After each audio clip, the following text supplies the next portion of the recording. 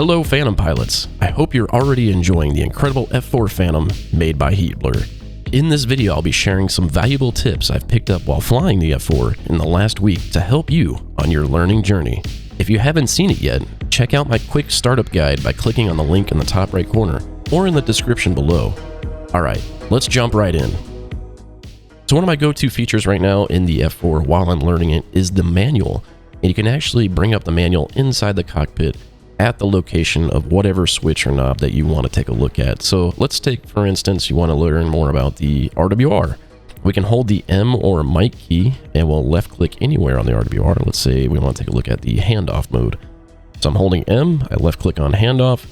It brings it right to the handoff section and you can scroll through this and read everything about whatever switch you want. So if you want to do the site select here, we'll hold M, left click on the site select, and it brings you right to the site mode knob.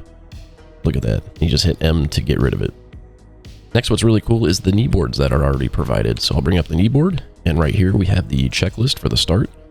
And you can go through all of this stuff here, and it has all the checklists that you need for the F-4. It also includes profiles and also other delivery methods that you can use for the weapons, which is really interesting. So we have all of this already provided in the knee board for you. Another important feature that is provided for you in the F-4 is the bombing table. I can bring up the bombing table here and select on the mode that you wish to use. In this case, it's going to be direct. We can use dive toss. You could use whatever you want and put in all the parameters that you want for your bomb pattern and tell Jester so you can get your drag coefficient or the mils that you need for manual bombing. Okay, so how do we turn down Jester? Because sometimes he's a little too loud. That's actually over here on the left. There's a little volume knob right here. It says change intercom volume. I'll just grab it and turn it to the left to turn down Jester. Next, we'll talk about the missile uncage switch, which is actually the aerial refueling button. So we'll put on the master arm, gun toggle, and we'll use the pinky switch to bring up the AIM-9 Sidewinders. Alright, AIM-9s are selected, and you can see here if I put the pipper on the nose, we get a good tone. But now if we come down here, it's still caged, so we're not getting any tone anymore. So if we actually put the pipper onto the aircraft and then hold the aerial refueling button, it'll uncage, and you'll have to hold that button, kind of like the F5, and then use the trigger to fire the weapon. So we'll demonstrate that now. Tone, hold the aerial refueling button, and now if we actually move the aircraft off the bore site here, it's still slaved onto the aircraft there. So we use the trigger now to fire. Fox 2.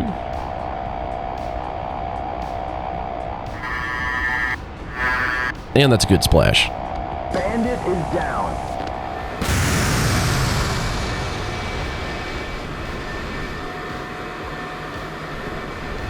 So when you go to the Mavericks, you make sure you go to air to ground here on the site selector, go to 45 on the mils. Make sure you arm, master arm, select your pylons, go to direct, and then also come down here to the DSCG and turn that to TV. Now what you want to do is hit the gun trigger. That's going to allow you to use the AGM-65. Hit the gun trigger again to zoom in. And then you use the aerial refueling button and slew it around until you find a target. Let go of the aerial refueling button to lock on. And do not hit the trigger again or else it uncages and you got to do it again. So you use the bomb release button. Rifle. To blow the cover on the next AGM, you hit the gun trigger. Same thing, gun trigger again to zoom in. Aerial refueling button with the TDC to find your target. Bomb release button. Rifle. Okay, as we're coming into land here, there's some important key bindings that we can have. We can actually have the raise and lower seat position, which is a good key binding to have. Also the drag shoot deploy and the release drag parachute.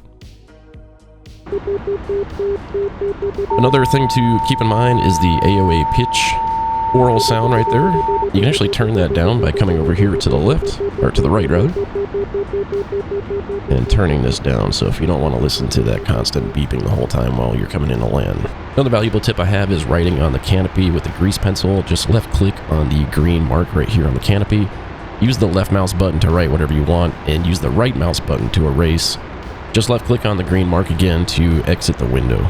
Next, if you want to look cool, make sure you bind the sunglasses as well as the helmet visor. And with that being said, we'll go over some quick key bindings that I find that are important.